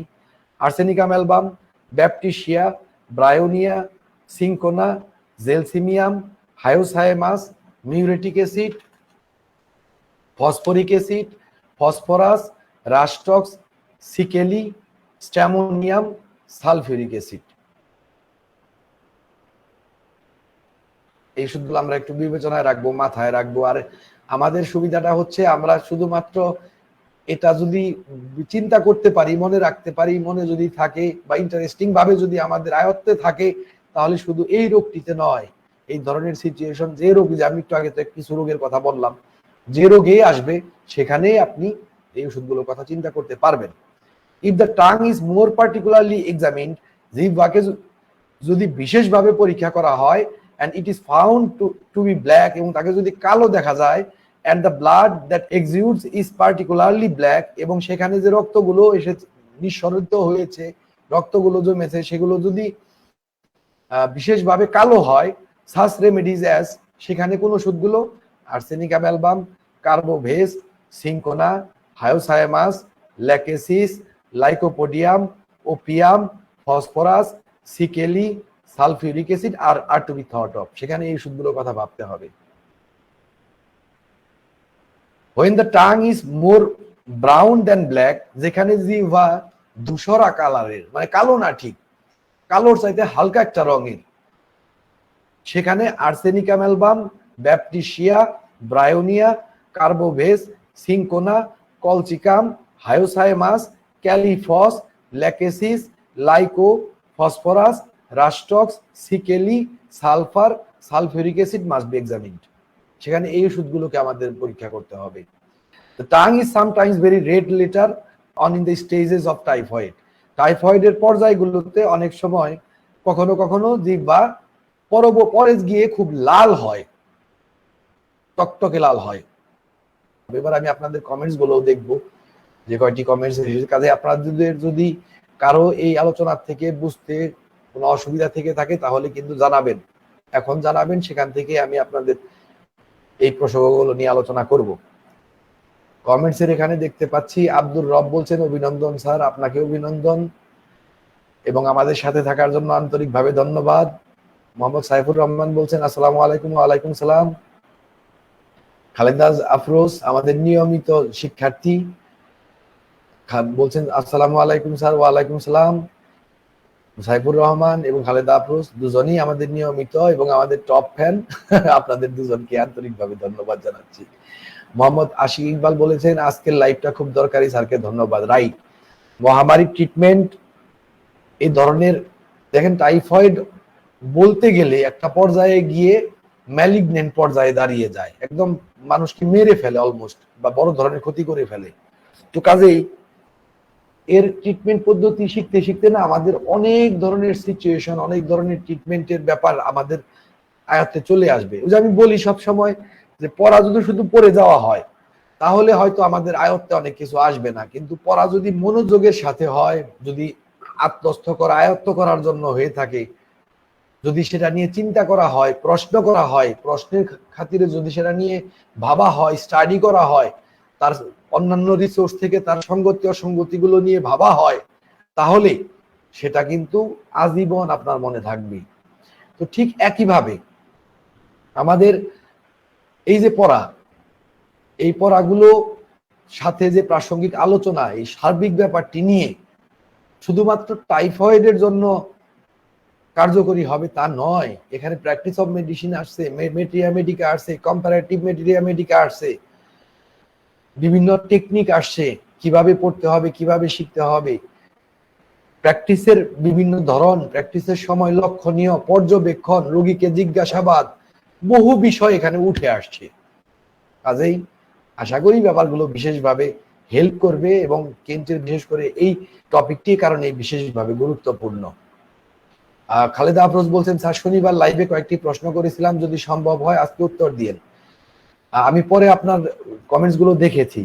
দেখুন, বেসিক্যালি আমাদের এই কমেন্টসের সেকশনে মূলত মূল লক্ষ্য থাকে হচ্ছে এর সাথে প্রাসঙ্গিক বিষয়গুলো আলোচনা করা, যেন সবাই উপকৃত হতে পারে। কিছু কিছু প্রশ্ন রয়েছে যেগুলো আসলে সেভাবে আলোচনা করার বিষয় নয়। একটা মেথড সম্বন্ধে জানতে চাইলেন, সেটা এই ওপেন প্ল্যাটফর্মে আমি একটা এত গুরুত্বপূর্ণ একটা ক্লাসিক্যাল ওয়ে, প্রকৃত ধারার ট্রিটমেন্ট পদ্ধতি নিয়ে রয়েছি, সেই চিন্তা পদ্ধতি রয়েছে। আমি একটা মেথড নিয়ে কেন আলোচনা করতে যাব? স্বাভাবিকভাবেই আপনার যদি পার্সোনাল ইন্টারেস্ট থাকে, আমার বইতে খুব সুন্দরভাবে বলা আছে, এই শিক্ষা সংকট বইতে, সেখানে আপনাকে যাচাই করার পদ্ধতিটি দেওয়া হয়েছে যে কোনটি সঠিক হবে, কোনটি ভুল হবে। কোনো মেথডের বিরুদ্ধে আমি কখনোই কোনো জায়গায় ওপেন বলিনি। আমি জাস্ট হোমিওপ্যাথি এবং হানিম্যানের মূলনীতি থেকে দেখিয়ে দিয়েছি যে কোনটি শুদ্ধ কোনটি অশুদ্ধ হওয়ার কথা হানিম্যানের কথা অনুযায়ী স্বাভাবিক সুস্থ চিন্তায়। তো সেভাবে আপনি বিবেচনা করুন। আমি একটি মেথডকে ভালো বলবো, সেটা আপনি অনুসরণ করবেন। আমি একটি মেথডকে খারাপ বলবো, সেটা আপনি যাবেন না। অমুক জন একটা মেথডকে ভালো বলবে, সেটাতে যাবেন। তাহলে আপনি কোথায়? আপনার চিন্তা শক্তি কোথায়? আপনার মস্তিষ্ক কোথায়? আপনার বুদ্ধি কোথায়? আপনার জ্ঞান কোথায়? আপনি তো সম্পূর্ণ অন্যের দ্বারা পরিচালিত হচ্ছেন। এই কারণে আমি কখনোই কোন মেথডের ব্যাপারে আমি কাউকে কোনো ডিরেকশন কখনো দিই না। আমি মূলনীতিগুলো, হোমিওপ্যাথির মূলনীতিগুলো তুলে ধরি, যৌক্তিকতা ও যৌক্তিগুলোর কথাগুলো তুলে ধরি। চিন্তার দায়িত্বটি আপনার। তো কাজেই আপনি অনুগ্রহ করে আমার শিক্ষা সংকট বইটি পড়বেন, এবং সেখানে এই ব্যাপারে ডিরেকশন দেওয়া রয়েছে যে কিভাবে আমাদের চিন্তা করতে হবে, কখন চিন্তা করতে হবে। এছাড়া আরো কিছু প্রশ্ন রয়েছে, কিন্তু অপ্রাসঙ্গিক, মানে একদমই প্রাসঙ্গিক নয়। সেগুলো হলে আপনি ভিন্নভাবে ফোনেই হোক কিংবা ইনবক্সে হোক বা অন্য কোথা থেকে আপনি শুনে নিতে পারেন। কিন্তু যেহেতু এটা শিক্ষা সংশ্লিষ্ট একটা আলোচনা, আমরা বিশেষভাবে চেষ্টা করব এই প্রসঙ্গটিতে থাকতে। ধন্যবাদ খালেদা আফরোজ। আশা করি আপনার পুরো ব্যাপারটি সমাধান হয়েছে। আপনার সব প্রশ্নের উত্তরই পাবেন ইনশাল্লাহ, সেটা এখানেই হোক, ফোনেই হোক, ইনবক্সেই হোক। সবারই, আমি ইনবক্সে সবারই রেসপন্স করি। ধন্যবাদ আমাদের সাথে থাকার জন্য এবং ব্যাপারটি তুলে আনার জন্য। এটাও তুলে আনায় অন্যদেরও বুঝতে সুবিধা হবে। যেখানে মোহাম্মদ জুয়েল রানা সাহেব বলছেন, আসসালামু আলাইকুম স্যার। ওয়ালাইকুম সালাম। আন্তরিকভাবে ধন্যবাদ জুয়েল রানা সাহেব আমাদের সাথে থাকার জন্য আপনাকে, এবং আপনি নিয়মিতই আছেন আমি যা দেখতে পাই। থ্যাংক ইউ আপনাকে আমাদের সাথে সবসময় থাকার জন্য। মোহাম্মদ আব্দুল্লাহ মুতালেব শুভেচ্ছা জানিয়েছেন, আপনাকেও শুভেচ্ছা। ইয়াজ মোহাম্মদ বায়েজিদ বলছেন এখানে না বলে ফোনে বলুন। রনি স্পেশাল, জি রনি ভাই আপনি এসেছেন, আমাদের আরেকজন টপ ফ্যান। ওয়ালাইকুম সালাম এবং ধন্যবাদ আবারও আমাদের সাথে যথারীতি উপস্থিত থাকার জন্য special Roni, thank you. Mohammad Saifur Rahman বলছেন, when he sees an expression of anxiety depicted upon his countenance, then these remedies come into his mind. Ars baptisia, crocodilus, horridus, lycopodium, nitric acid। হ্যাঁ, এটা আমি পড়েছি, এটা তো ডক্টর কেন্দ্রের কথা। অ্যাংজাইটি তো একদম সাম্প্রতিক বা ডাক্তারের কাছে আসার আগে কোনো অ্যাক্সিডেন্ট দেখার দরুন হতে পারে। তখন কি ওষুধগুলোর কথা মাথায় আসবে ডক্টর কেন্দ্রের মতে? নো, কখনোই নয়। এই কারণেই বললাম, খুব চমৎকার প্রশ্ন করেছেন আপনি। আপনার প্রশ্নগুলো আমি বরাবরের মতো, এটা একটা বুদ্ধিমান প্রশ্ন। এই যে আমি আজকে যে উদাহরণটি দিয়েছিলাম, যে একটা জিনিস যখন একটা মানুষ দেখে, 50 জন মানুষকে দেখালে সেখানে অন্তত পক্ষে 5 বা 10 রকম ভাবে দেখাটা হবে। এই প্রশ্নটি আপনার মাথায় এসেছে, 5 জন ডাক্তারের মাথায় কিন্তু আসবে না। এটাই হচ্ছে ব্যাপার। এই কারণেই বলেছি যে বিবেচনা, এবং আমি আর মাঝে মাঝে যা বলি যে আক্কেল বরদ্দ, এটা থাকতে হবে একজন হোমিওপ্যাথের। ওই রাস্তায় একটা ঘটনা দেখে তার মধ্যে অ্যাংজাইটি, সেই অ্যাংজাইটিকে আপনি রোগীর ক্রনিক অ্যাংশাস ফেজ, এটাকে বিবেচনা করতে পারবেন না, ভুলেও নয়, এবং এই ওষুধও চিন্তা করা যাবে না। এইভাবে নয়, এই ওষুধগুলোর মধ্যে থেকে কোনো কোনো ওষুধকে চিন্তায় আসতে পারে, কিন্তু সেটা এই দৃষ্টিভঙ্গিতে নয় যে দৃষ্টিভঙ্গিতে ডাক্তার কেন্ট এখানে বলেছেন। চমৎকার প্রশ্ন, গুরুত্বপূর্ণ প্রশ্ন এবং শেখার মতো প্রশ্ন। এখন একজন ডাক্তার কি করবে, সেটা বিবেচনা করবে। আচ্ছা, আপনার এইরকম লাগছে কেন? আপনাকে দেখে আমার এরকম বহু হয়েছে বাস্তব জীবনে। রুগী বলছে, এই বাইরে এরকম একটা ঘটনা দেখলাম, খুব খারাপ লাগছে। সিম্প্যাথাইজও থাকেন অনেক সময় অনেক পেশেন্ট, খালি অ্যাংজাইটি থাকে তা না, সিম্প্যাথির একটা ভাব, একটা লোনেসও তার মধ্যে দেখতে পাওয়া যায়। তো এই এক্সপ্রেশন গুলোকে আপনি তার সেখানে কেন সেই ব্যক্তিটি কেন সিম্প্যাথাইজ হয়েছে, তার মধ্যে সিম্প্যাথি থাকতে পারে, ওভার সিম্প্যাথি থাকতে পারে, মানুষের প্রতি সিম্প্যাথি বেশি থাকতে পারে, সেটা আপনি নিন, সেটাতে আপত্তি নেই। কিন্তু এখন এক্সপ্রেশন অফ সিম্প্যাথি, ওটা যদি নেন আপনি রুব্রিক হিসাবে, তাহলে আপনি গড়বড় করে ফেললেন। এইগুলো মাথায় রাখতে হবে। আশা করি আমাদের হোমিওপ্যাথদের অনেককে ব্যাপারটি সম্বন্ধে বুঝতে সহযোগিতা করবে। ধন্যবাদ আরেকটা চমৎকার প্রশ্ন করার জন্য সাইফুর রহমান। খালেদা আফরোজ বলছেন, কোন ওষুধ পড়ার সময় একজন রোগীকে চিত্রায়িত করে পড়া হয়, বলতে চাচ্ছি কোন ব্যক্তি অমুক ওষুধের রোগী, তার সব সমস্যার জন্য কি সব ক্ষেত্রেই কি সেই ওই ওষুধটি ব্যবহৃত হবে? এটা সম্পূর্ণ বড় একটি আলোচনা। আপনি যেটি বলেছেন, না, তার সব সমস্যার জন্য সেই ওষুধটি ব্যবহার হবে তা না, তার অ্যাকিউট থাকতে পারে। সাপোজ লাইকোপোডিয়ামের একটা রোগীর অ্যাকিউটে পালসেটিলা লাগতে পারে বা টেলিডোনিয়াম লাগতে পারে। পালসেটিলার ক্যালকেরিয়া কার্বের একটা রোগীর বেলিডোনা লাগতে অহরহই লাগতে পারে, পালসেটিলা লাগতে পারে, স্ট্রামোনিয়াম লাগতে পারে। এগুলোকে বলা হয় স্যাটেলাইট রেমেডিস। এছাড়াও সম্পূর্ণ ভিন্ন ক্ষেত্র থেকে ওষুধ লাগতে পারে, সম্পূর্ণ ভিন্ন জায়গা থেকেও হঠাৎ কখনো একদম ভিন্ন ক্যাটাগরির ওষুধ লাগতে পারে। তবে বেশিরভাগ সময় ক্যালকেরিয়া কার্বের হয়তো বেলিডোনা, বেশিরভাগ সময় বেলিডোনা, স্ট্রামোনিয়াম, পালসেটিলা এগুলো অ্যাকুটের সময় লাগবে। অনেক সময় কমপ্লিমেন্টারি ওষুধ হিসেবে ক্যালকেরিয়ার পরে হয়তো লাইকোপোডিয়ামের প্রয়োজন পড়বে। কাজে ওই রোগীটার সব সময় ওষুধই দিতে হবে ব্যাপারটি নয়, এরকম নয়। আপনি প্রত্যেকবারই রোগীকে বিবেচনা করবেন, প্রত্যেকবারই রোগীকে দেখার চেষ্টা করবেন যে তার মধ্যে কি কি পরিবর্তন এসেছে। পরিবর্তন আসলে সম্পূর্ণ ভিন্ন বা ওষুধের বই তার মধ্যে বহিঃপ্রকাশিত লক্ষণের ভিত্তিতে যদি অন্য ওষুধকে ইন্ডিকেট করে তখন সেই ওষুধ দেবেন আপনি। একজন মানুষ কনস্টিটিউশনালি লাইকোপোডিয়াম ধরুন আপনি জানেন, তারপরেও এমনও হতে পারে যে তাকে লাইকোপোডিয়াম দিতে হবে বহু পরে গিয়ে, তার আগে অনেকগুলো রোগের লেয়ার রয়েছে, অবস্থার লেয়ার রয়েছে, মায়াজমের লেয়ার রয়েছে। কাজেই কনস্টিটিউশনালি একজন মানুষ একটা ওষুধের হওয়া আর তার তাৎক্ষণিকভাবে সেই কোন ওষুধটি প্রয়োজন পড়বে তার মধ্যে একটা বিরাট ফারাক রয়েছে। এগুলো আলাদা আলোচনার বিষয়, কোনো একটা সময় এগুলো নিয়ে আলাদাভাবে যদি কোনো ভিডিও করা বা ক্লাস করা সম্ভব হয় সেভাবেই করব। তবে কোন একটা মানুষ যদি কনস্টিটিউশনালি কোনো একটা ওষুধের বলে নিশ্চিত করতে পারেন তবে তার বহু বৈশিষ্ট্য আপনি সেটা থেকে শিখতে পারবেন।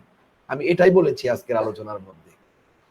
সাইফুর রহমান বলেছেন কেন তো এখানে কথা ছাড়াই অভাষিক যোগাযোগের কথা গুরুত্বের সাথে বলেছেন, অভিব্যক্তি, প্রকাশভঙ্গি ইত্যাদি দেখে সঠিক অভাষিক যোগাযোগের দ্বারা সিদ্ধান্ত নেওয়ার মতো যোগ্যতা অর্জনের জন্য একজন নবীন ডাক্তারের কত বছর ক্লিনিক্যাল প্র্যাকটিসে থাকা উচিত, আর এটা অভিজ্ঞ ডাক্তারের পরামর্শ সিদ্ধান্ত ছাড়া বই দিয়ে অর্জন সম্ভব বলে মনে হয় না। রাইট, আমিও বলেছি কিন্তু আমার আলোচনাতে যেটা শুধুমাত্র বই দিয়ে সম্ভব নয়। এক, অভিজ্ঞ ডাক্তারের সহযোগিতা লাগবে, সবচাইতে বড় সহযোগিতা লাগবে নিজের আক্কেল বড় দামে, সবসময় যা বলি, নিজের পর্যবেক্ষণ ক্ষমতা, নিজের স্বচ্ছতা, নিজের চিন্তা শক্তির স্বচ্ছতা, জ্ঞানের স্বচ্ছতা খুব গুরুত্বপূর্ণ। অভাষিক যোগাযোগ আপনি যাকে বললেন আর কি, অভিব্যক্তি, প্রকাশভঙ্গি, যেগুলো ভাষা ছাড়া যে যোগাযোগগুলো হয় এটা অত্যন্ত গুরুত্বপূর্ণ। আমি সবসময়ই বলি, কেন বহু আগেই বলে গিয়েছেন এবং আপনিও বুঝতে পারছেন। এখন কথা হচ্ছে সেই সিদ্ধান্ত, ওই যে আমি আগে বললাম, একটা দীর্ঘ আলোচনা করেছি যে আপনাকে আগে সেটা অর্জন করে নিতে হবে, প্র্যাকটিস করে, পর্যবেক্ষণ করে, দেখে, শিখে তারপর আপনি তারা অ্যাপ্লাই করতে পারেন। শুরুতে এটা পারবেন না, শুরুতে কিন্তু ভুল হবে, নিশ্চিত থাকুন। ধন্যবাদ মোহাম্মদ সাইফুর রহমান, খুব যৌক্তিক একটি বিষয়কে আবার তুলে ধরার জন্য আন্তরিকভাবে ধন্যবাদ জানাচ্ছি আপনাকে। খালেদ আফরোজ বলছেন ধন্যবাদ স্যার, গত লাইভের একটি উত্তর পেয়ে গেলাম, পড়াশোনার টেকনিক জানতে চেয়েছিলাম। রাইট, এটাও আপনি জানতে চেয়েছিলেন পড়াশোনার টেকনিক। কিছু উত্তর তো আপনি আজকে পেয়ে গিয়েছেন অলরেডি ইতোমধ্যে। আর আসলে এটা তো এক কথার বিষয় নয়, বা এটা নিয়ে এটা পড়াশোনার টেকনিক বলতে কোন পড়াশোনা, কোন সাবজেক্টের পড়াশোনার, প্রত্যেকটা একটা উদাহরণ দিচ্ছি, ইংরেজি পড়ার টেকনিক অঙ্ক পড়ার টেকনিক এক নয়, ম্যাথমেটিকা আর অর্গানন পড়ার টেকনিক এক নয়, রেপার্টরি পড়ার টেকনিক আলাদা। আসলে প্রশ্নটাই স্বচ্ছ নয়, এ কারণে এটার উত্তর সেদিন দেওয়া হয়নি, বা সেটা ঠিক পুরোটা প্রাসঙ্গিক হিসাবে আসেও না আমাদের আলোচনার সাথে। তারপরেও যতটুকু সম্ভব কিছুটা বলে দিতাম। তবে অনেকগুলো ব্যাপার, অনেকগুলো টেকনিক আজকের আমাদের এই আলোচনাতে উঠে এসেছে, আশা করি সেগুলো আপনার কাছে অনেকটাই হেল্প করবে ইনশাল্লাহ। ধন্যবাদ খালেদা আফরোজ আমাদের সাথে থাকার জন্য, প্রশ্ন করার জন্য, কমেন্টস করার জন্য। রেটিনা রুশো বলছেন ভালো লাগলো আপনার আলোচনা, থ্যাংক ইউ রেটিনা রুশো আমাদের সাথে থাকার জন্য। এবং অবশ্যই এটা আমার জন্য ইন্সপাইরেশন যে আপনার ভালো লেগেছে, কাজে লাগলে আরো সেটা বড় ইন্সপাইরেশন হয়ে দাঁড়াবে। মুসলিমা জেমি বলছেন ধন্যবাদ স্যার, আপনাকেও আন্তরিকভাবে ধন্যবাদ। আপনারাও ধন্যবাদ পাওয়ার যোগ্য আমার সাথে থাকার জন্য, কারণ আপনারা না থাকলে তো এই প্রচেষ্টার কোনো অর্থ থাকতো না। এবং সেই সাথে আমার অনুরোধ থাকবে, আপনারা যতটুকু সম্ভব এগুলো শেয়ারিং এর মাধ্যমে আরো বেশি মানুষকে জানানোর চেষ্টা করবেন এই শিক্ষাগুলো, এই জ্ঞানগুলো। আমার জ্ঞান তো নয়, এটা ডাক্তার কেন্টের জ্ঞান। সবাইকে আমি আমার আন্তরিক ধন্যবাদ জানিয়ে আমার সাথে থাকার জন্য আমি আন্তরিক ধন্যবাদ জ্ঞাপন করে, এবং আগামী ক্লাসগুলোতে আপনারা সবাই থাকবেন সেই প্রত্যাশা ব্যক্ত করে, এবং ততদিন পর্যন্ত সবাই সুস্থ থাকবেন, ভালো থাকবেন, নিরাপদে থাকবেন, সতর্ক থাকবেন সেই প্রত্যাশা রেখে আমি আজকে আমার আলোচনাটি এখানেই সমাপ্ত করতে যাচ্ছি। সবাইকে বিদায় জানাচ্ছি। সবাই ভালো থাকবেন। ধন্যবাদ।